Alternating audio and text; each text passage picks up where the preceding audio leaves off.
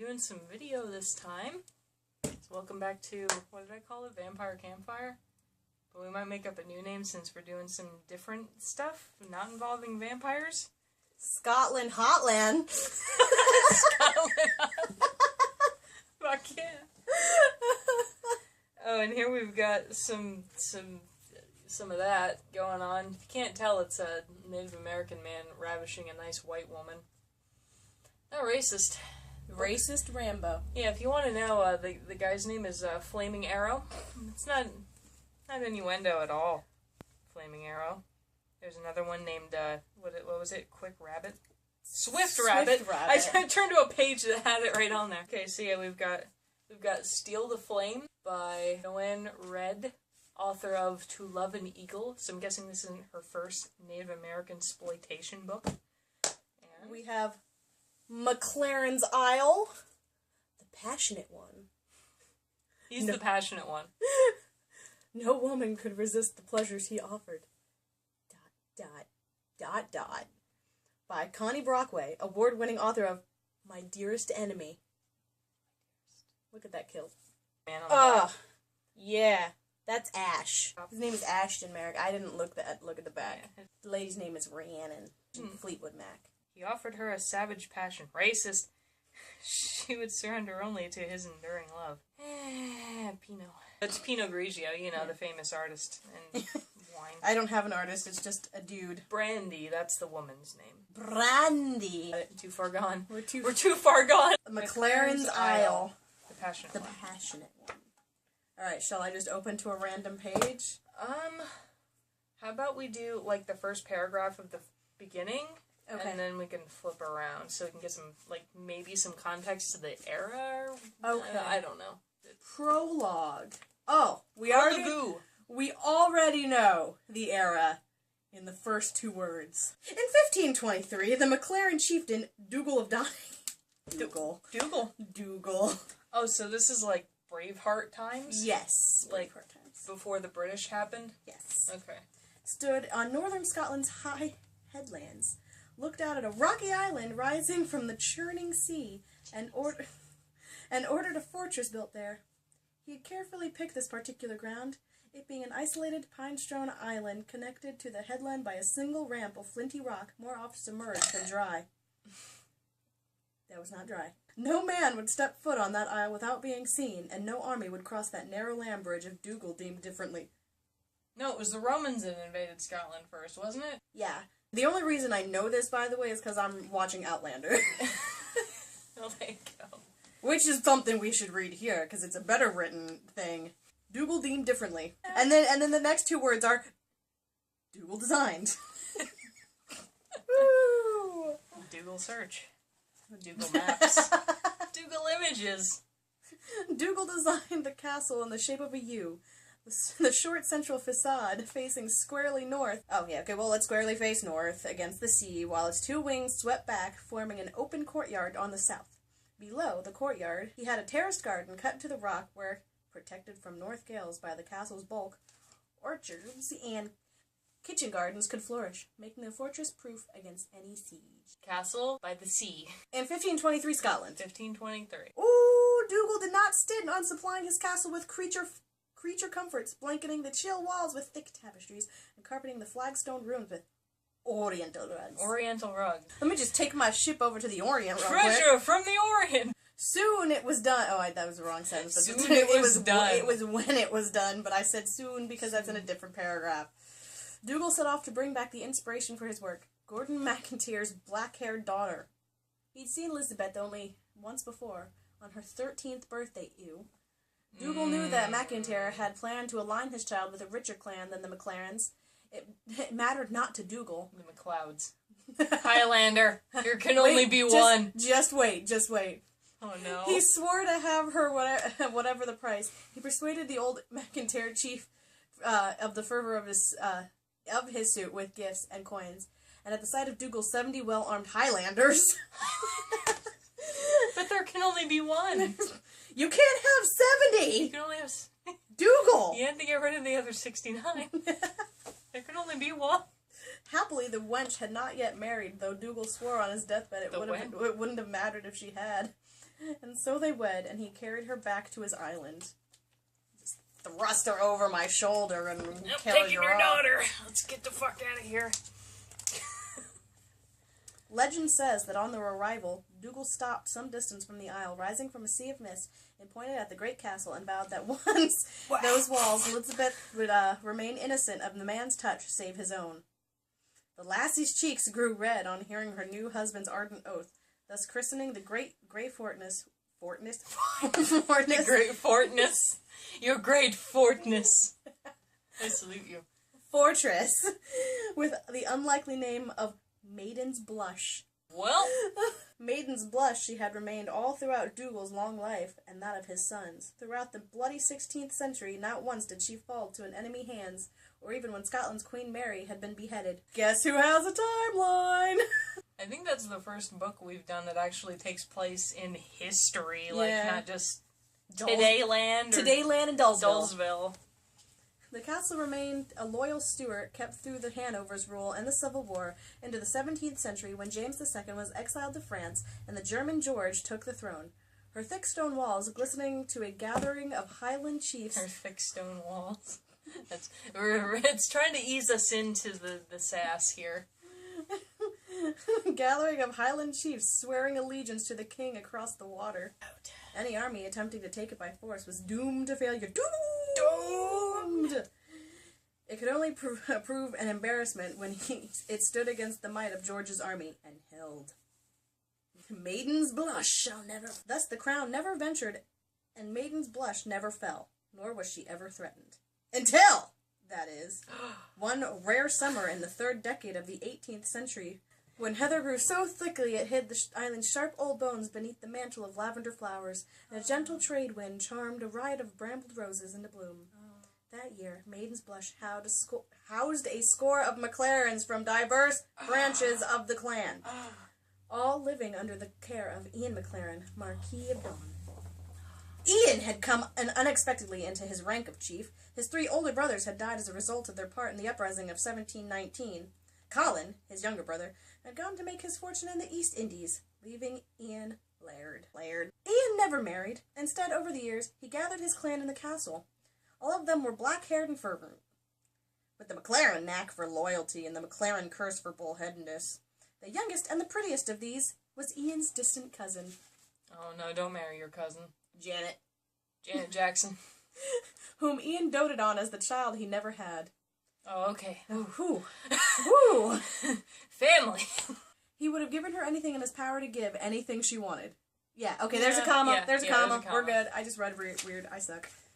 Anything. She wanted an Englishman named Ronald Merrick. Wait, she wanted... Here's a man, just have a man. Okay. Merrick was the eldest son of the Earl of Carr, the half-mad scion of the ancient Sussex family. Sussex. Ian had heard the rumors of his cousin's new English friend that Merrick was profligate. I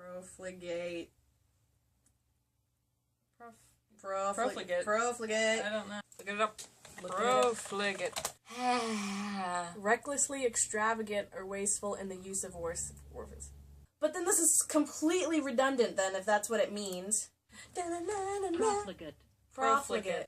The profligate and ruinously extravagant. Two times the profligate. He's extravagant. Extravagantly extravagant. Yes. That he had been in Edinburgh fleeing a huge pack of London creditors. Yeah, a huge pack of London wolves. A huge pack of werewolves in London.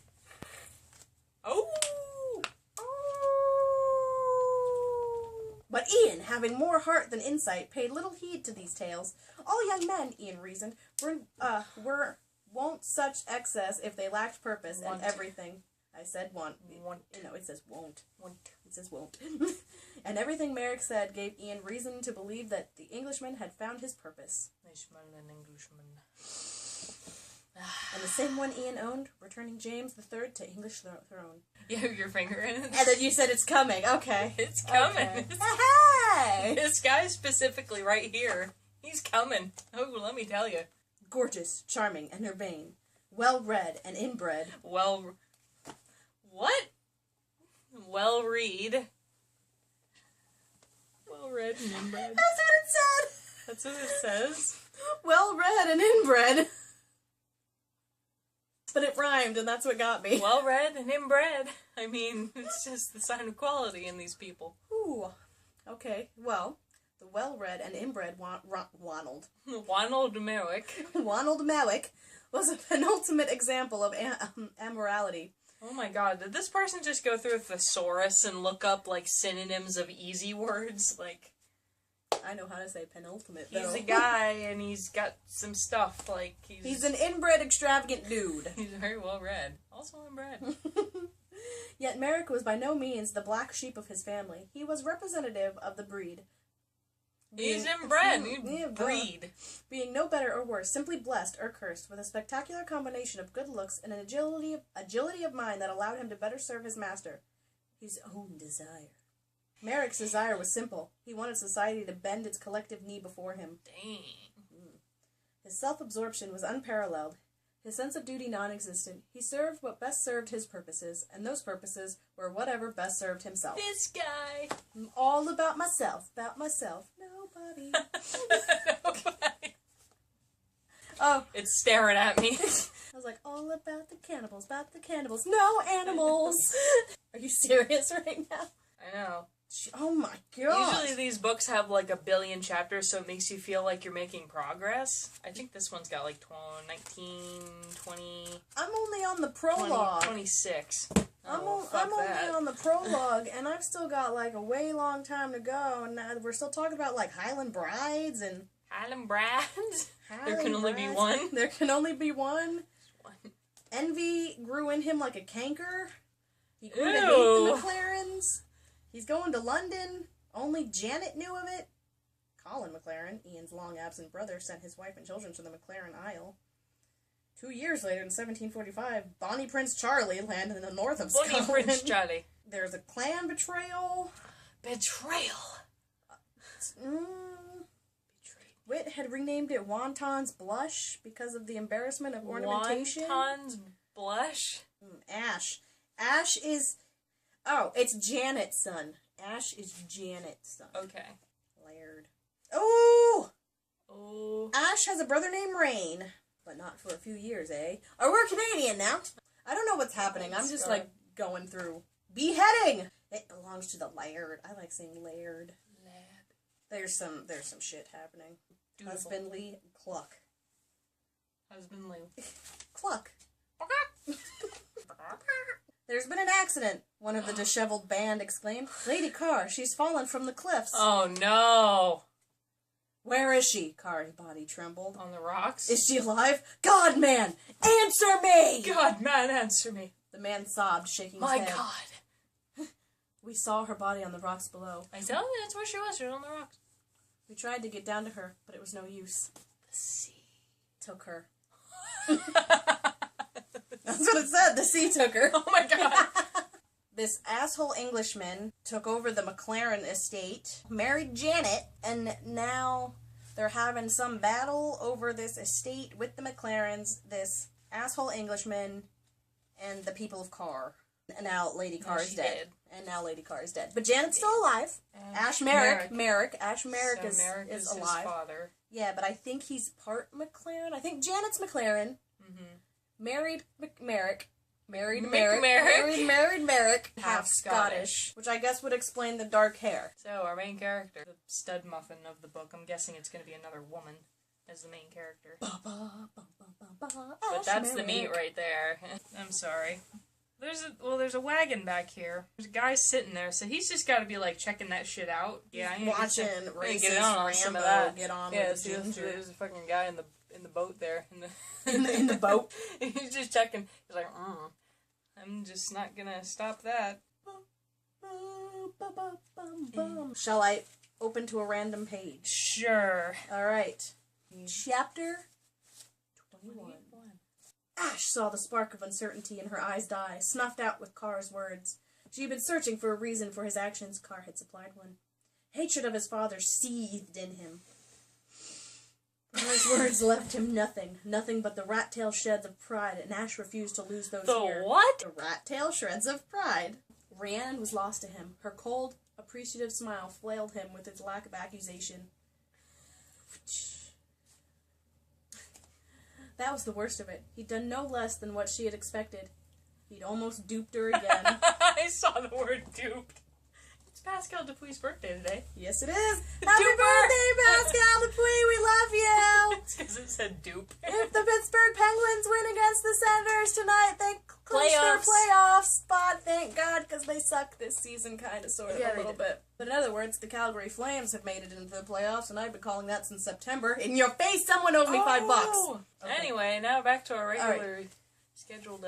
Back to duping Rhiannon. Duping Rhiannon. That should be the title of the book. Duping Rhiannon. He looked away. There was still rain to consider. He would always have rain. It's raining right now. It is. Carr had sauntered into the room and begun a slow... It's raining men. It's raining men. Hallelujah. Carr sauntered into the room and begun a slow circle around Rhiannon. Like this. Hey, girl. Hey, girl, hey. Oh, good God. Carr had sauntered into the room and begun a slow circle around Rhiannon, one perfectly manicured finger raised to his lips in concentration. What the fuck is this guy doing? He's like... Let me just look at you. Oh, hey, lady. 2,000 pounds, I believe, Ash said dully. What? Are we paying her off? Are we, just shipping her off to this car guy? Carr ignored him, continuing his study of Rhiannon in her borrowed finery. Thea's gown, like all the ladies' gowns at Wonton's Bush, was designed to titillate and impress, provoke and advertise. Rhiannon wore the borrowed finery with regal disdain for its provocative qualities. Layered over some sort of hoop contraption, the heavy leaf green silk de Chanel shimmered with little gold glass beads. Treble ruffles of lace were gathered at the elbows and cascaded over her forearms. Under Carr's dispassionate stare, the faintest blush stained her slender throat and marked the upper curves of breast, uncovered by the low, square décolletage. She refused a wig. Her hair was coiled in a thick knot at the crown of her head. Whoa. Just like... Good. At the sight of her, and of Carr studying her, made Ash's mouth dry. Yum. Dry mouth. What shall I do with you? Carr murmured. In spite of his calm tone, it struck Ash that Carr was upset. The lines fanning from the corners of his eyes were pronounced as they were the twin grooves bracketing his aquiline nose. His lips had thinned with discontent. Carr, whose life revolved around beauty and appearance, class and status, would never have willingly shown his ire. He obviously regretted whatever impulse had led him to offer Ash money for his services. He must have... 2,000 pounds, I believe. Yep. He must suspect how close Ash was realizing Rain's ransom. Once Rain was out of prison, Carr would be deprived of one of his more effective agents. He would hate that. I would hate that. Send me back, sir! Rhiannon's voice broke Carr's contemplation and caught him off guard. Ash smiled. Like, ha-ha, I gotcha. Carr was unused to young women speaking in that tone to him. It was bound to exacerbate. Excalibur, the already foul mood, and indeed the lines of the corners of his mouth deepened with displeasure, like this. Then smooth. I look like Dion Phaneuf of the Toronto Maple Leafs. This is my happy face. This is my happy face. This is my serious face. This is my happy face. Ah. My dear, he said, you've only just arrived. I have no desire to be here, Lord Carr. She did not look at Ash, and her voice rose as she spoke. Indeed, I am here much against my will. How is that? Carr's brow rose. Your son stole me on the eve of my wedding! Oh, no. Oh, shit. Well, then. Our heartbeats paused while Carr absorbed this. Then he gasped the melodramatic, No! Like that? My God! My God, man! How could you? How could you do this? Yes, sir, Rhiannon said, nodding vigorously. A wave of pity washed over Ash, and he met her triumphant gaze wearily. She thought Carr had taken her part. She thought she had horrified him with the tale of her son's ruthless Perfidy. Perfidy? Perfidy. The Blackguard! Carr's tone rang with Indignation. indignation. I can't talk today. I apologize. Indignation as he spun on his boot heels to face Ash. Immediately, the horrified indignation on Jesus Christ, use a different word! Yeah, right? On his face was supplanted by indifference. He saw no reason to mask his real reaction from Ash. He looked up and saw Ash regarding him. What do you have to say for yourself? Carr asked in a voice rife with his pleasure. Rifle. Sorry. Rifle. But his expression was incurious. Ash refused to defend himself. He would only amuse Carr, and Rhiannon already thought the very worst of him. You sent me for her. Here she is. You owe me 2,000 pounds. Give it. Carr composed his face to the proper abbreviated lines and turned to face Rhiannon. My dear, please forgive me. Please forgive me. Had I known you were about to wed, I would have, of course. Never have dreamt tearing you from your foster home. I'm amazed Ash was so fervent to do my bidding. Believe me, it is almost uncharacteristic. Almost uncharacteristic. Almost out of character. Ash watched Rhiannon. That was really hard to say. Ash watched Rhiannon. Eagerly examined Rhiannon. Eagerly examined Carr's benign countenance. Saw the instant she perceived the tiny false note of sympathy. Saw her earnestness die and distrust replace it. Carr saw it too, and for a second his eyes narrowed, and he realized she did not wholly buy his act of sorrow. In spite of himself, Ash felt proud of her. Why did you send your son after me after all these years? I did not know where you were until most recently, and then only by chance. Okay, that makes more sense. I just suck at reading. Which wife was that? Ash asked sardonically. Oh. And was rewarded by a lethal glance from his sire. My second wife. Why would anyone mention my name? Rhiannon asked doubtfully. That wasn't very doubtful. I'm sorry. That wasn't very doubtful. Carr held up his hands before the eyes, as though framing her. Here, hold on. Oh, like this, like... Here, where's my face? Right there! My dear, such modesty is becoming of if a trifle, just the merest bit of jeune fille. Jeune fille is French. Because we're in Scotland, because, reasons. Rhiannon colored. With crayons? Rhiannon colored. Because she was bored as shit. And her gaze fell, pointed for Carr. Point for Carr. 1 point. 1 point Carr. Point for Carr. 0 points for Rhiannon. Rhiannon. His smile was not without malice, but Rhiannon, eyes still averted, did not see this. Struth. It's truth. Oh. Like, it is the truth. It's truth, Carr said. You're the most beautiful... Why did you turn me away all those years ago? Her gaze flew up, discounting his flattery. We came to your front door, she went on. My mother's old nurse and I. She had a letter. She gave it to the man there, and he took it away. When he returned, he refused to let us in. He did? Ash had to credit Carr. His expression of amazement was superb, especially followed as if by the convincing blend of indignation and sorrow. Okay, how many is that? 3 indignations? Yep. Indignation counter. I had no idea. I swear on all that is sacred, until this moment I had no idea you had come to my home. Carr moved close to her and drew one of her hands up beneath both of his, chafing it slightly.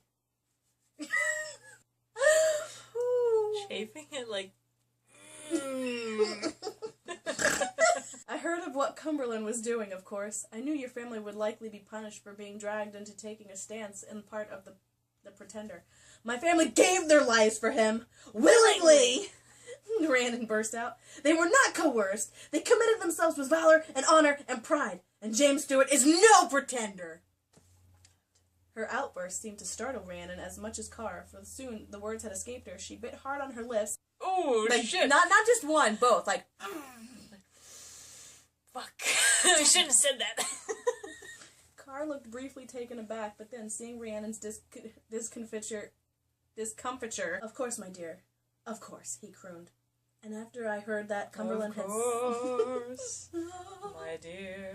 And satisfied his depraved need for vengeance, I sent men to search for my dear wife's relatives, Most especially you, my wife's sword, and thus mine. Alas, they returned empty-handed.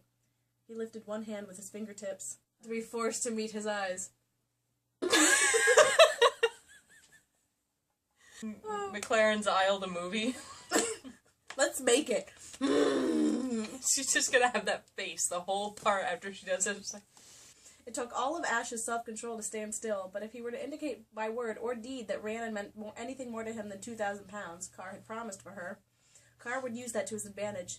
And without a doubt, Carr's advantage would be Rhiannon's disadvantage. So Ash stayed... Well, then, advantages. So Ash stayed where he was, even though the blood thickened in his veins and pounded in his temples. Ew. And his hand shivered above where the stiletto hid in the top of his boot. I got it! This one. It's right there. That's the stiletto on the top of his boot. Right there. He's got that shit. He's ready to stab this guy. You go stab a bitch. What is this? Carr said suddenly. What is this scar on your face? Nothing. Rhiannon said, jerking her head back. A wayward man shot at a carriage which I rode. The bullet grazed my cheek. Damn the bastard. Damn that bastard. Carr's low words vibrated with anger. Damn that bastard. Ash stared, confounded. He knew every gesture and expression in Carr's repertoire, and the darkening of his sire's throat and cheeks was beyond even Carr's thespian talents. He was truly furious. Truly furious. And I escaped, my lord, Rhiannon said evenly. And did he? Carr spat. This highwayman! Yes. He sure did. Damn. Carr bit out. Damn him to a painful death. Really, sir, I suffered no great harm. Except for the bullet wound to my face! Carr took a deep breath, releasing it slowly. Yes, we must accept that what we cannot change. You are here now. You are safe. Probably not. Ash is gonna come in and fucking save the goddamn day. Okay, this Carr thing, I can't do this Carr thing anymore. Ash Merrick hates his father. He would never use a woman for mere sport, if no other reason that his father would.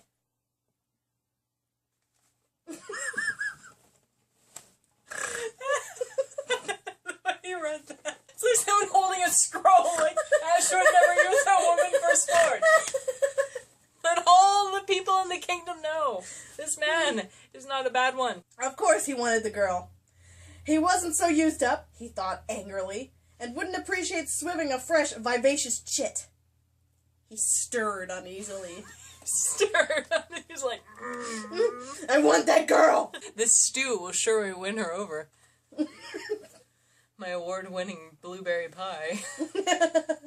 Blind Man's Bluff! Dear God, you're a virgin still. Oh! It truly didn't count. Rhiannon's still a virgin, so we haven't gotten to the good part yet.